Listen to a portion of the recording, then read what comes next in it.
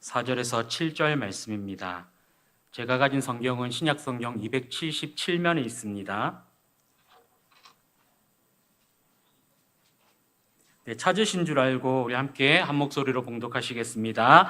사랑은 오래 참고 사랑은 온유하며 시기하지 아니하며 사랑은 자랑하지 아니하며 교만하지 아니하며 무례히 행하지 아니하며 자기의 유익을 구하지 아니하며 성내지 아니하며 악한 것을 생각하지 아니하며 불의를 기뻐하지 아니하며 진리와 함께 기뻐하고 모든 것을 참으며 모든 것을 믿으며 모든 것을 바라며 모든 것을 견디느니라. 아멘. 그럼 오늘 하루도 주님의 전에 나와 봉사하시고 예배를 드리시느라 너무나 수고가 많으셨습니다. 예배를 통해서 하나님께서 주시는 새 힘을 공급받으시길 바라고 또 위로받으시기를 간절히 소망합니다. 오늘 말씀을 준비하면서 참 재미난 일들이 있었습니다. 약 20년 전에 5, 6년 전에 있었던 일인데요. 그때 제가 헤비메탈 밴드를 한다고 머리가 치렁치렁 길었습니다. 상상하지는 마세요. 그렇게 썩 아름다운 광경은 아니거든요.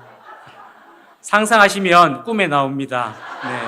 상상하지는 마세요. 네. 밴드를 하는 친구들이 고등학교 1학년 때부터 밴드를 하게 됐는데 그 면면들을 살펴보면 목사님 아들, 장로님 아들, 목사님 딸이었습니다. 그래서 어떻게 찬양 때문에 모였다가 헤비메탈을 하게 된 전형적인 이상한 케이스인 거죠. 그렇게 고등학교 1학년 때부터 헤비메탈 밴드를 하는데 어느 날 이제 청년이 되어서 어느 날 친구가 자기 교회에서 청년부 전도 집회를 하는데 우리 헤비메탈 밴드에게 찬양 인도를 하고 찬양 집회를 해달라는 겁니다. 기가 막힌 일이죠. 헤비메탈 밴드한테 찬양 집회를 해달라니요. 그래서 흔쾌히 찬양 집회를 해주고요. 흔쾌히 특별 찬양을 해줬습니다. 왜 해줬냐면 그 교회 담임 목사님이 친구 아버지였거든요. 아버지가 아들이 헤드뱅이 하는 모습을 보고 기가 막혀 하셨습니다. 사탄이 여기에 있구나. 그런데 그 집회를 하고 끝난 날 유년부 전도사님이 간곡하게 부탁을 하는 것입니다. 선생님, 저희 유년부 여름 성경학교 때 철로 역정을 하는데 귀신이 필요해요. 야, 세상에 철로 역정하는데 귀신 필요하다고 하는 전도사는 처음 봤습니다. 철로 역정은 거룩한 일 아닙니까? 귀신을 찾다니요. 그런데 너무 간절히 간곡하게 부탁을 해서 해주겠다고 했습니다. 근데 이제 7월 달 초가 되어서 이제 모임을 하는데 괜히 제가 그 교회 교사도 아닌데 껴가지고 내가 여길 왜 왔지 이러고 있는데요. 점점 요구 조건이 늘어나는 겁니다. 처음에는 나무 뒤에서 나와서 아이들을 놀래키면 된다고 하는데 소복을 입어달라는 겁니다. 그래서 그래 소복 입어주는 것 정도야 입어주지. 그래서 소복을 입어주는데 그 다음 주는 얼굴에 분칠을 하고 입가에 피칠을 해달라는 겁니다. 그래 어차피 해주는 거 해주자 이랬죠. 그런데 이제는 그 다음 주에 대해서는 나무에 올라가 달라는 겁니다. 점점 과해지는 거죠. 그래서 사다리를 타고 나무에 올라가면 된다고 해서 알겠다고 했습니다. 그리고 이제 한 달 동안 준비를 해서 이제 그 철로 역정을 하는데요. 영도에 보면 제가 살던 부산 영도에 보면 뒤에 복례산이라는 곳이 있습니다. 혹시 아시는 분은 아시겠지만 영도에서 가장 유명한 것이 삼신할매거든요. 삼신할매가 지키고 있는 영도 땅에 철로 역정을 하고 있었습니다. 4시간 전에 무슨 일이 있었냐 하면 이제 저녁을 먹기 전에 담임 목사님께서 나오셔서 유년부 친구들에게 오늘 이 말씀을 가지고 서로 사랑해라고 말씀하신 거죠. 그래서 아이들도 서로 사랑하겠다고 다짐을 하고 이제 저녁을 먹고 산으로 올라왔는데요. 와, 소복을 입으니까 여름에 더워 죽겠더라고요. 이런 걸 왜 입고 있나? 그런 다음에 땀 흘리니까 모기는 덤벼들지, 나무에 올라가 있으니까 내려갈 수는 없지. 와, 이거 진짜 어떻게 할 수 있는 방법이 없겠더라고요. 그래서 나무에서 2시간 동안 서서 애들이 올라올 때까지 기다리고 있었는데요. 마침 이제 8시가 되어서 아이들이 올라오는 겁니다. 그래서 제가 옳다구나 싶어서 아이들이 가까우길래 나무에서 귀신 소리를 내면서 막 뛰었습니다. 그랬더니 애들이 헉 하면서 기절을 하는 거예요. 와, 살다 수련회 준비하다가 기절시킨 없으시죠? 네. 그래서 제가 아이들을 본의 아니게 기절을 시켰는데요. 난리가 났었습니다. 이제 전도사님도 당황하고요. 또 집사님들 목사님한테 전화해가지고 목사님 올라오고 119차 올라오고 난리가 난 거죠. 그래가지고 이제 목사님께서 저를 보면서 니는 하는데 저는 아무 잘못이 없잖아요. 해달라는 대로 해줬거든요. 잘해줬지 않습니까? 그래서 저한테는 아무 말씀도 못 하시더라고요. 왜냐하면 친구 아들이잖아요. 그런데 전도사님을 향해서 갑자기 돌려 욕을 막 하는데요. 야, 저는 목사님이 그렇게 찰지게 욕을 할 수 있다는 걸 처음 알았습니다. 그리고 어찌나 글을 잘 쓰시고 또 말로 하는 직업 아니겠습니까? 욕을 그렇게 창의적으로 하시는 분을 처음 봤거든요. 살다 목사님 그렇게 욕 잘하는 목사님 처음 봤습니다. 4시간 전에 서로 사랑하자 했는데 그거를 용서 못 해주다니. 네.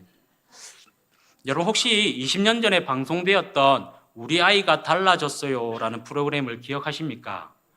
오은영 박사가 나와서 부모와 아이의 생활을 살펴보면서 부모의 잘못된 양육 방식과 아이의 잘못된 삶의 태도를 바꾸고 가족의 변화와 관계의 회복을 위해 노력했던 프로그램입니다.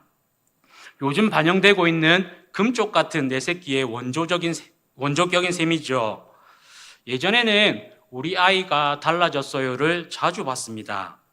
그 이유는 방송에 나오는 아이들과 부모들의 사례를 보고 연구하면서 사람을 이해하고 또 사명을 감당하는 데 있어서 큰 도움이 될 것 같았기 때문입니다. 그리고 실제로 많은 도움이 되었습니다. 그런데 요즘은 제가 금쪽 같은 내 새끼를 잘 보지 않습니다.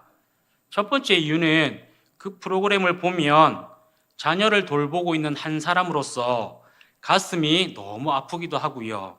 또 때로는 너무 화가 나기도 합니다. 그리고 두 번째 이유는 리모컨을 뺏겼기 때문입니다. 저는 힘이 없는 가장이거든요. 근데 우리 아이가 달라졌어요와 금쪽 같은 내 새끼에는 몇 가지 공통점이 있습니다. 첫째는 부모가 그 부모로부터 충분한 사랑을 받지 못해서 자녀들을 사랑할 줄 모른다라는 것이고요. 두 번째는 부모가 자식들을 사랑할 때 사랑하는 방법이 잘못되었다는 것입니다. 자녀의 성향이나 자녀의 의사들과는 상관없이 부모들이 자신들의 방법이나 자신이 생각하는 대로 또는 자신의 뜻대로만 사랑한다는 것이죠. 쉽게 말해서 그 사랑이 일방적이고 강제적이라는 것입니다. 그래서 전문가들이 그들의 잘못된 양육 방식이나 삶의 태도를 고쳐주고 또 부모들의 상처와 아픔을 만져주며 아이들의 성향에 따라 올바른 양육 방법을 제시하는데 놀랍게도 변화가 일어납니다. 이 프로그램을 보면서 깨달은 것은 사람이 사랑하지 못하고 사랑받지 못하면 사람답게 살 수 없다는 것이었습니다. 사람은 충분한 사랑을 받아야 건강한 사람으로 성장합니다. 충분히 사랑을 받고 자란 사람이 사랑을 나누어 줄 수 있는 사람으로 성장합니다. 그래서 세상에 사랑보다 중요한 것은 없다는 것을 느꼈습니다. 여러분, 사랑하면 떠오르는 분이 한 분 계십니다. 바로 우리 하나님 아버지입니다. 하나님께서는 죄인인 우리를 구원하고자 하시는 이유가 무엇일까요?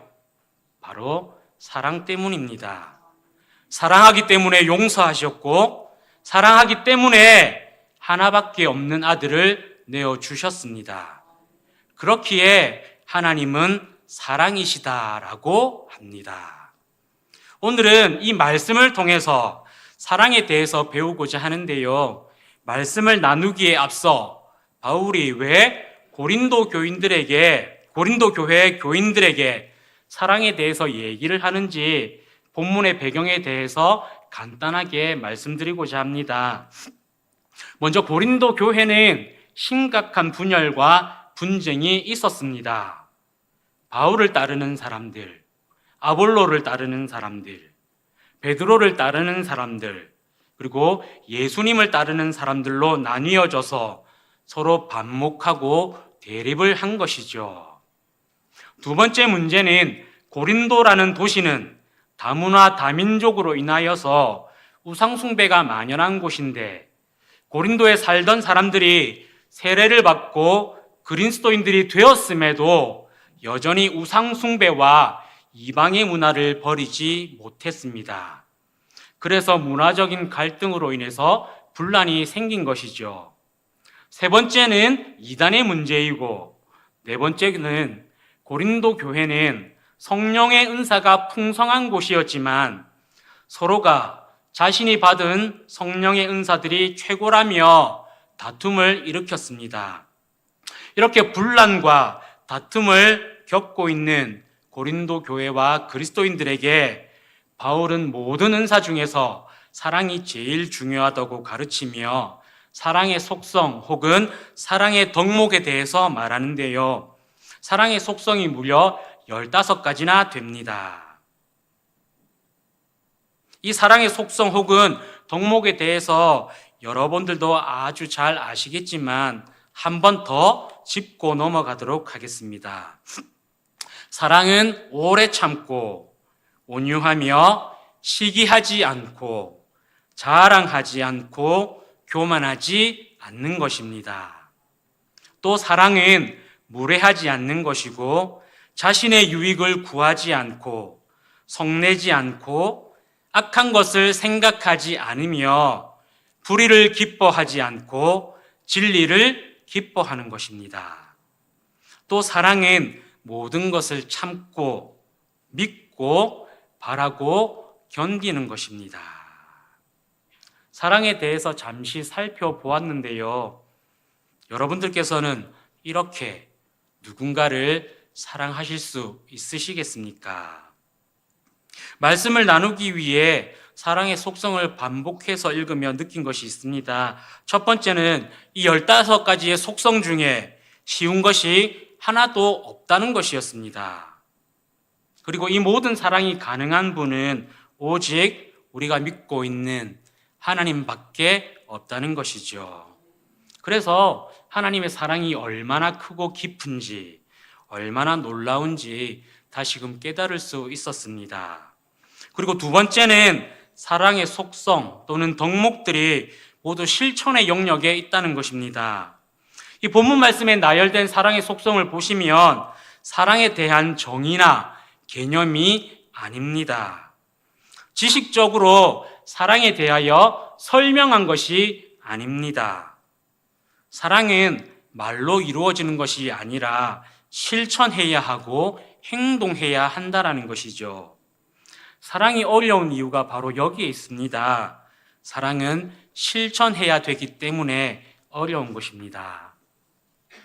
이 15가지의 사랑의 속성에 대해서 다 나누려고 하면 여러분들의 마음에 시험이 들 것 같아서 오늘은 4절에 있는 오래 참는 것과 온유함, 이 두 가지에 대하여 말씀을 나누고자 합니다.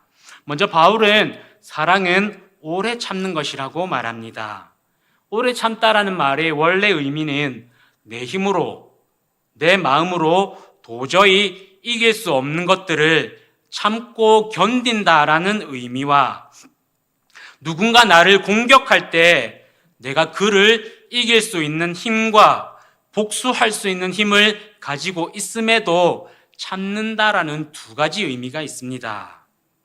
여러분, 사람은 자신이 공격당하면 복수하고 싶어 합니다.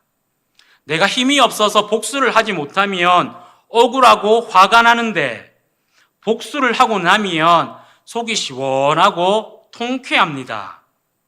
그런데 사랑은 보복하고 복수할 수 있음에도 그렇게 하지 않는 것이 사랑입니다. 사랑하는 김해교회 성도님들, 신앙생활을 하다 보면 때때로 억울하고 화가 나는 일들을 참 많이 당하기도 하는데요. 사랑은 오래 참는 것이라는 것을 기억하셔서 부디 화가 나고 억울하시더라도 참고 기다려주고 용서하는 사랑의 마음을 가지실 수 있기를 진심으로 소망합니다. 사랑의 두 번째 속성은 온유한 것입니다. 온유하다는 말의 의미는 나에게 해를 끼치고 나에게 죄를 지은 사람에게 참고 인내하는 것을 넘어서 그 사람을 위해서 선한 마음으로 봉사하고 돕는 것입니다. 쉽게 말해서 원수 같은 사람을 위해서 선을 베풀고 도우라는 것이죠. 나를 공격하고 나를 미워하고 나에게 죄를 지은 이 원수 같은 사람에게 참고 견디며 복수하지 말고 오히려 그를 위하여 도우라고 하는데, 여러분, 그것이 쉬운 일이겠습니까? 나에게 상처 준 사람을 돕는 것이 쉬운 일일까요? 그런데 우리는 그렇게 해야 합니다. 그것이 사랑이기 때문입니다. 하나님께서 우리에게 베푸신 사랑이 그렇기 때문입니다. 우리가 생각하기에 오래 참고 또 온유하기는 불가능할 것 같은데요. 그 어려운 것을 해낸 사람이 성경에 있습니다. 첫 번째 인물은 요셉입니다. 요셉은 형들에 의해서 애굽의 종으로 팔려갔습니다. 그런데 그는 억울해하지 않고 화를 내지 않습니다. 오히려 최선을 다해서 주인을 모십니다. 그래서 주인에게 인정을 받고 이제 인생에 쨍하고 해뜰 날이 찾아왔는데 그 아내에게 의해서 억울하게 감옥에 갇힙니다. 그리고 그 모든 시련을 참고 견뎌서 이제 애굽의 총리가 되었습니다. 형들에게 복수할 수 있는 힘이 생겼고 자신을 감옥에 가둔 주인에게 복수할 힘이 생겼는데 그는 그렇게 하지 않습니다. 오랜 시간을 참고 견뎠고 자신을 힘들게 한 이들에게 복수하지 않습니다. 오히려 자신을 판 형들을 위해서 곡식을 내어주기까지 합니다. 두 번째 인물은 다윗입니다. 골리앗을 물리침으로 이스라엘의 영웅이 되었지만 사울의 질투를 받아서 목숨의 위협을 받고 쫓기는 신세가 되었습니다. 심지어 다윗은 사울의 사위였음에도 불구하고 사울은 다윗을 죽이려고 합니다. 그렇게 도망을 다니는 와중에 다윗이 사울을 죽일 수 있는 기회가 생겼습니다. 우리의 생각으로는 사울을 죽여서 이 고난의 시간을 끝낼 법도 한데 다윗은 그렇게 하지 않습니다.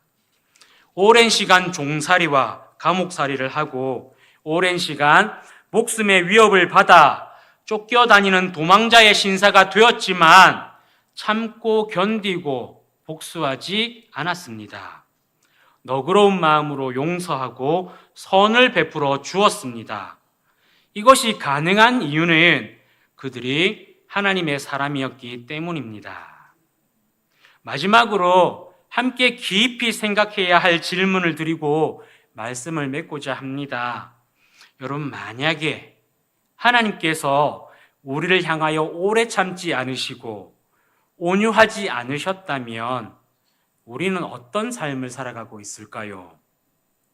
우리가 죄를 지을 때마다 하나님께서 우리에게 벌을 주신다면, 하나님께서 그렇게 엄격한 분이시라면 우리의 삶이 얼마나 고통스럽고 조심스럽겠습니까? 얼마나 재미가 없겠습니까? 그야말로 종살이인 것이죠. 아마도 날마다 살얼음판을 듣는 심정으로 하나님의 눈치를 보며 살아가고 있을 것입니다. 그런데 하나님께서는 우리를 향하여 오래 참으시고 온유하는 사랑의 모습을 보여주셨습니다. 이 사랑의 은혜가 없었다면 우리는 구원의 복을 누릴 수 없었을 것입니다. 그러나 하나님께서는 오늘도 우리를 향하여 오늘도 참으시고 또 참으시며 또 참으시고 용서하시고 은혜를 베푸시며 기다려 주십니다. 우리를 위하여 하나님께서 오래 참고 온유함을 베푼 것처럼 이제 우리도 하나님의 사랑을 배워서 타인에게 오래 참고 온유함을 베풀 수 있는 그리스도인이 되었으면 좋겠습니다. 타인의 실수와 허물을 지적하고 비판하고 공격하는 것이 아니라 내 뜻대로 교회를 바꾸려 하고 내 뜻대로 사람을 바꾸려는 것이 아니라 참고 기다려주고 용서해 줄 수 있는 사랑의 마음을 갖춘 우리 김해교회 성도님들이 되셔서 우리 김해교회가 사랑이 넘치는 아름다운 천국과 같은 곳이 되기를 진심으로 소망합니다. 함께 기도하겠습니다. 사랑이 많으신 하나님, 죄 많은 우리를 참고 기다려 주시고 용서해 주시는 것이야말로 하나님의 사랑임과 동시에 은혜임을 고백합니다. 하나님의 크고도 깊은 사랑을 우리가 깨닫고 배워서 그 사랑을 가족에게, 친구에게, 함께 신앙생활하는 교우들에게 베풀 수 있게 하여 주시옵소서. 그래서 우리 김해교회가 하나님의 사랑이 넘치고 성령의 위로가 넘치는 공동체가 되게 하셔서 사랑이 필요한 자들이 찾아와 사랑받고 건강해지는 교회가 되게 하시고 사랑의 모범이 되는 교회가 되게 하여 주시옵소서. 하나님, 간절히 소망하는 것은 오늘도 아무에게도 말하지 못하는 아픔과 고통을 가진 성도들을 기억하여 주셔서 저들의 기도에 응답하여 주시고 마음의 평안과 구원의 기쁨을 누릴 수 있도록 은혜를 베풀어 주시옵소서. 또 여러 가지 이유로 시험이 든 지체들, 하나님을 떠난 지체들의 마음을 위로하셔서 다시금 예배의 자리로 나오게 하시고 신앙을 회복시켜 주시옵소서. 아울러 각 교회 학교 부서가 여름 성경학교를 그리고 수련회를 단기 선교를 준비하고 있습니다. 이 수련을 통해서 하나님을 만나는 역사가 일어나게 해주시고 믿음이 성장하고 삶이 변화되는 시간이 되게 하여 주시옵소서. 모든 프로그램과 순서들이 하나님의 뜻대로 이루어지게 하시고 모든 발걸음을 안전하게 지켜 주시옵소서.